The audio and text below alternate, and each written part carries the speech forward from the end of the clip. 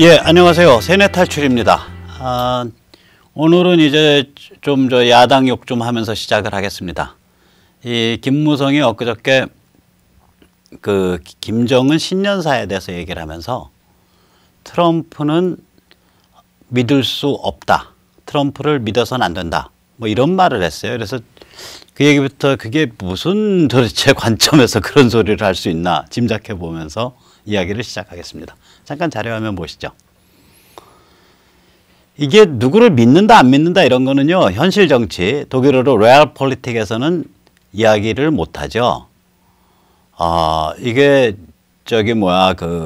말하자면 현실 정치라는 건, 특히 국제 정치라는 건 비정강호거든요. 제가 이 다음에 심심해지면 무협지를 하나 써볼까 하는데,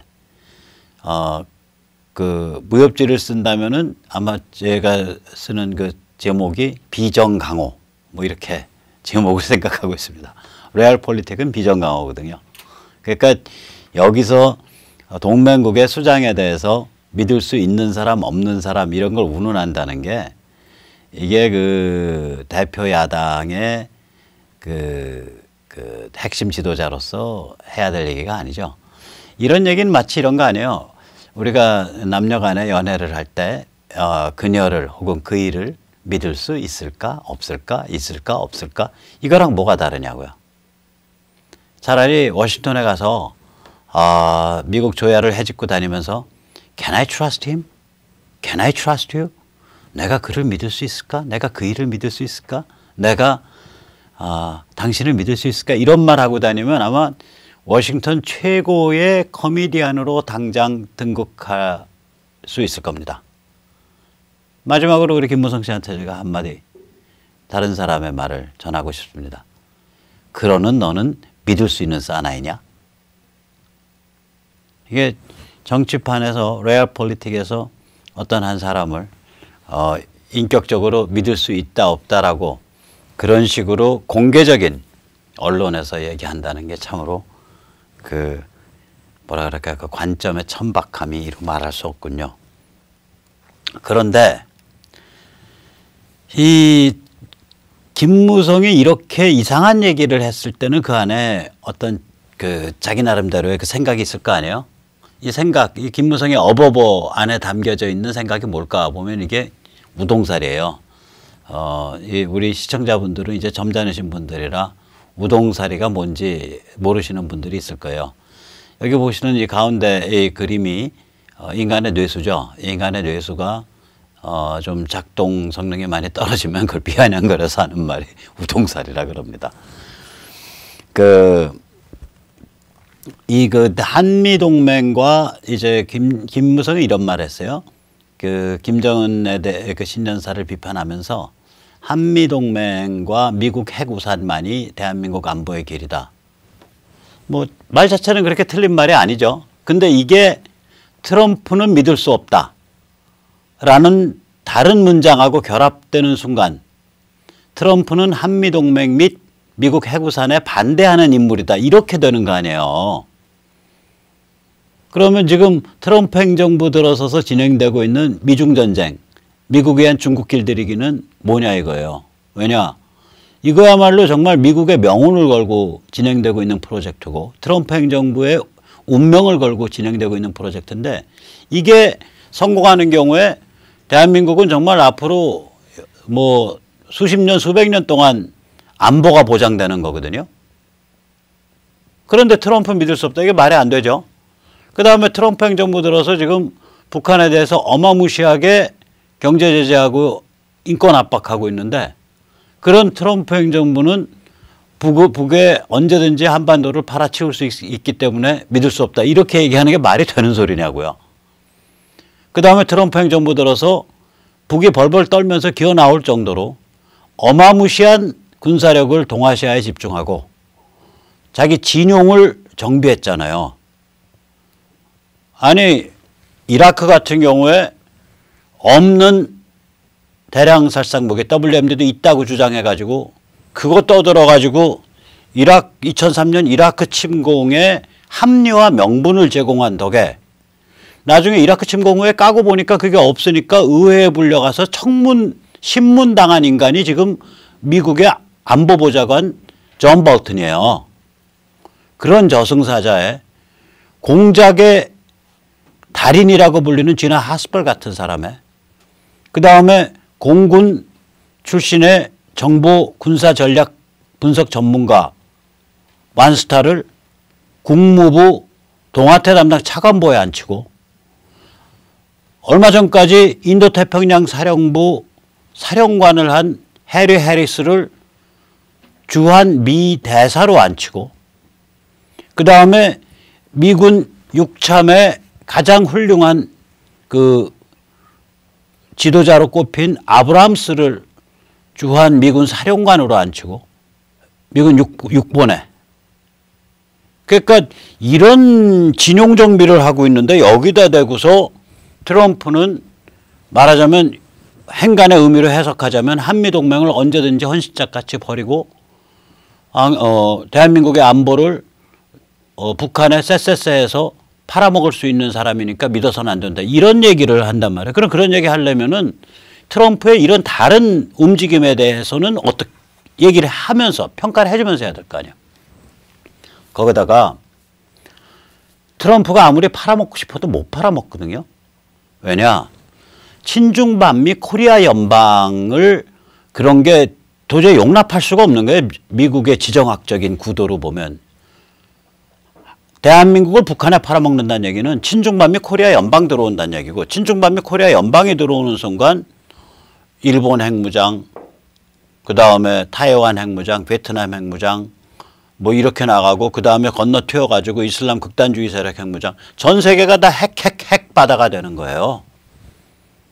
거기다가 한국이야말로 미국의 세계 제2차 세계전 후에 미국이 주도한 세계 질서에서 혁혁한 공을 두 번 세웠거든요. 지금 우리가 문재인 586 집단이 이 정도 나라를 조져먹어도 그래도 나라가 돌아가는 게 우리 그때 공 세운 것 때문에 돌아가는 거예요. 우선 첫째, 냉전의 최전선이 돼서 그 무서운 스탈린과 모택동이 도발한 전쟁을 물리쳤잖아요. 그 와중에서 냉전의 최전선을 감당하는 국민국가로서 우리가 우뚝 섰다고요.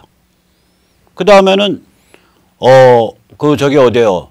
우리의 한강의 기적이라고 불리는 급속 경제 발전이 영감의 원천이 돼서 80년대 초에 중국의 개혁 개방과 베트남의 개혁 개방을 이끌어냈고 89년부터 91년에 걸쳐서 동구권의 붕괴와 소련의 붕괴를 이끌어냈다고요. 그게 그 사람들이 다 한국 케이스 보고서 한국 급속 발전 케이스 보고 그렇게 결심한 거예요. 거기다가 지금 한반도가 만약에 친중반미 코리아 연방으로 가는 게 아니라 북한이 해방돼 갖고 남북 두 개의 자유민주 공화국의 국가연합이 돼서 급속 발전해버리면 중국 사람들이 다 심리가 흔들리는데 14억 중국인이 자유민주주의 좋은 거야. 개인존엄성 좋은 거야. 공정무역 좋은 거야. 공정시장 좋은 거야. 그래 사회는 좀 공정해야 돼. 뭐 이런 컨셉을 갖게 된다고요. 14억 중국인이.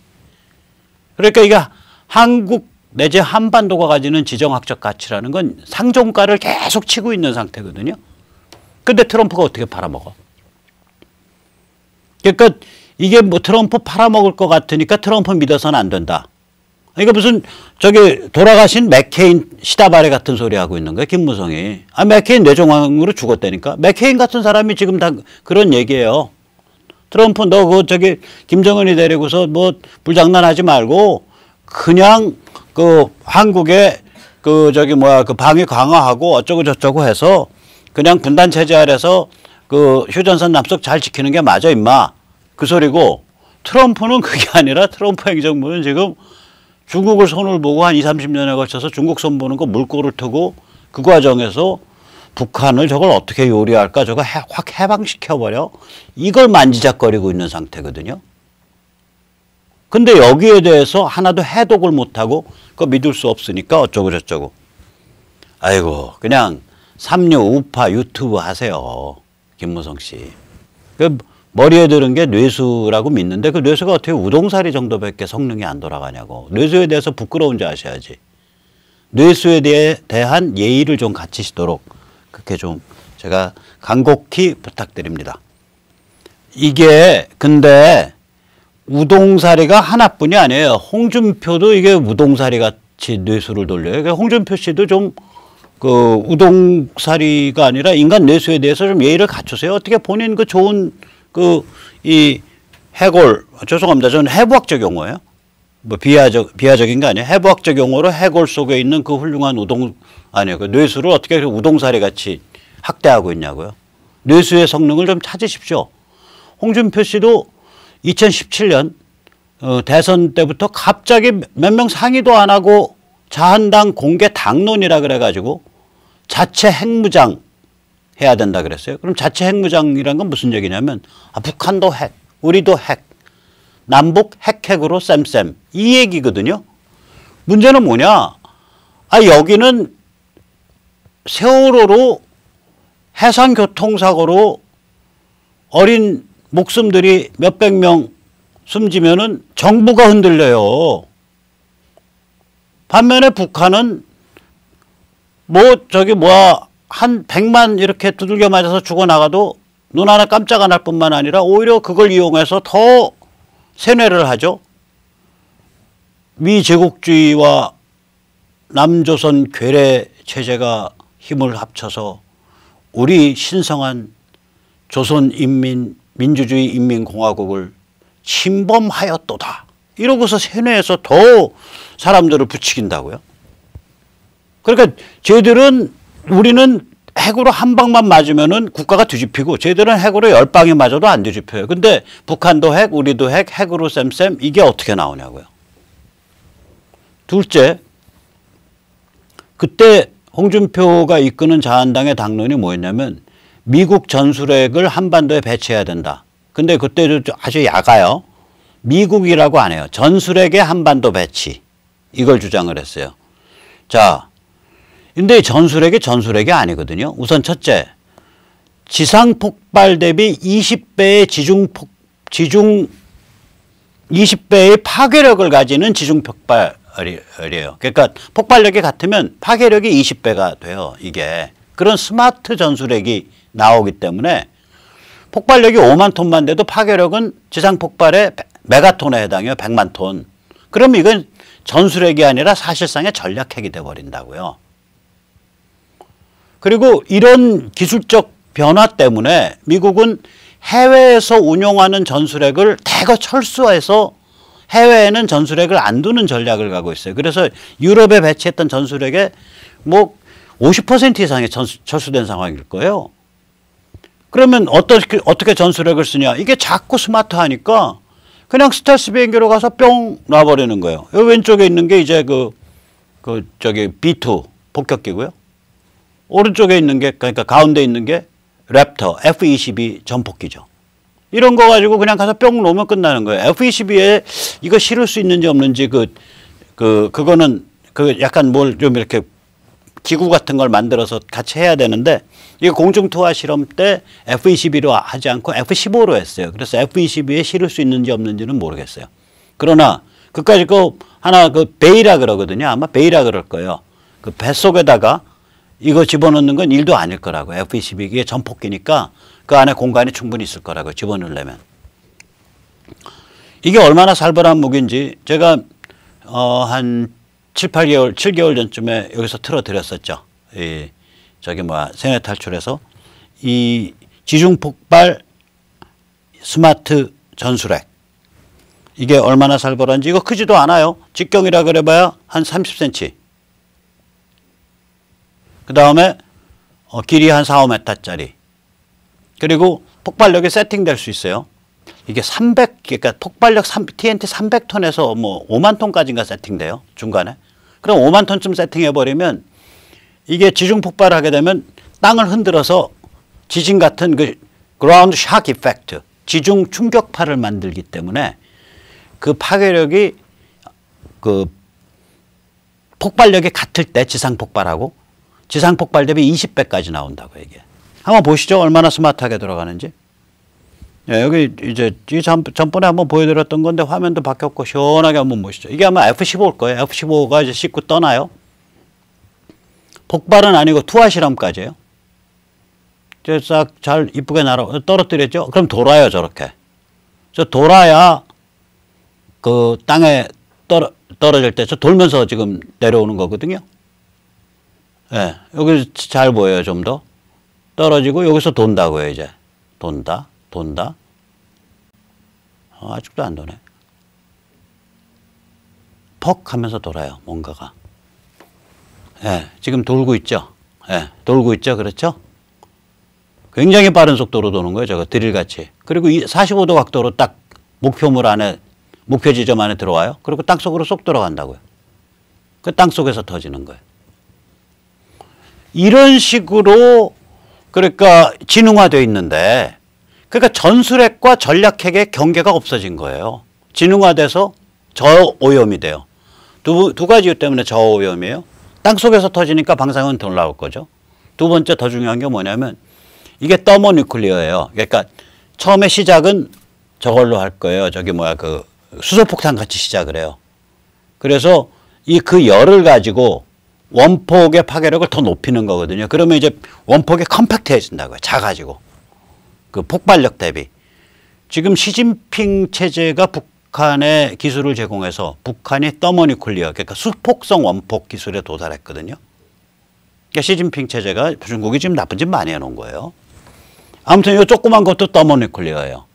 이런 상태에서 어떻게 전술핵을 한반도에 배치하냐만에 이런 황당한 소리를 하냐고요. 쓸 때 되면 써요. 그냥 F-22로 갖고 와서 조질 수도 있고 B-2로 갖고 와서 조질 수도 있고 별놈의 방법으로 다 조질 수 있거든요. 그러니까 이런 얘기. 그리고 이제 지금 저기 INF 탈퇴하고 중거리 핵 전력 강화하고 있잖아요. 그럼 중거리 핵 전력이 더 강화되면 뭐가 되냐면 이제 그 추진체를 강화한 이제 일종의 순항 미사일 토마호크 같은. 그래서 궤도까지 안 올라가고 바로 지표에 따라서 달려버리죠. 해수면이나 한 20-30m 위에 떠서. 그런 식으로 강화된다고요. 그게 지금 토마호크는 핵을 못 실을 거예요. 근데 토마호크 앞에 핵을 쉽게 만든다든지 이런 방법을 쓸 거라고요. 그리고 토마호크를 개량해서 고마호크, 롱마호크를 만들어 가지고 지금 토마호크가 한 1500km 최장 그렇게 갈 텐데 그거보다 한 2배쯤 하는 그런 중거리 만들겠죠. 그러니까 그런 방법들이 많기 때문에 뭐 한반도 안에 전술핵을 배치해야 된다 안 한다 이거 가지고 깨끗거릴 죄송합니다. 이거 가지고 떠든다는 게 굉장히 촌스러운 얘기가 된 거예요. 자, 이렇게 해서 그쪽에 야당의 그런 우동사리들이 줄줄이 있는데 마지막에 들러리 우동사리도 있죠. 우리가 저기 생선회집 가서 일식집 가서 먹으면은 대개 이제 우동을 맨 마지막에 들러리로 먹잖아요. 들러리 우동사리를 있어요. 나경원 씨가 이 짓 했다고요. 2016년 가을에 사드에 반대하는 정동영, 김부겸, 조배숙 등과 다정하게 같이 미국을 방문해서 그리고 돌아온 다음에 자기 발표할 때 자기는 입장이 달랐다. 자기는 사드에 찬성했다. 이런 말 안 했다고요. 그럼 결국 들러리예요. 그러니까 지금 원내대표까지 됐는데 지정학에 대해서도 몰라. 한미 동맹에 대해서도 몰라. 국제 정세에 대해서도 몰라. 안보에 대해서도 몰라. 완전히 깜깜무시가 아니에요. 그러고 나서 띡 하는 소리가 지금 와서 박근혜 운운하는 건 과거에 발목 잡히는 짓이다. 아니 과거가 없으면 어떻게 현재가 있냐고. 과거를 제대로 매듭 짓는 게 중요하지 과거를 외면하고 없는 척하고 흉내내는 게 중요하냐고. 이게 무슨 족보 없는 소리래요, 이렇게? 이 정도 되면 들러리 우동사리죠. 거기다 이제 통일교에 불어터진 우동사리도 있어요. 이 동계올림픽 전에 이제 문재인이가 평화쇼 하니까 김영철이가 왔잖아요. 그러니까 김영철이 반대한답시고 이렇게 나가서 여기 누가 김무성도 있고 김성태도 있고 장원재도 있고 그렇게 해서 통일교회에다가 가만히에다가 뭐 쌀인지 뭐 아니면 뭐 지푸라기인지 채워서 깔고 앉아서 이러고서 놀았다고요. 이거 김영철 방안을 반대한 건 오케이예요. 근데 반대 논점이 있어야 된다고. 논점은 뭐냐? 진정한 평화, 진정한 비핵화는 북한 해방뿐이다. 이 얘기 한 적 없잖아요, 이 사람들. 그 다음에 두 번째, 북한은 김일성 영생교다. 그 얘기 한 적 없다고요.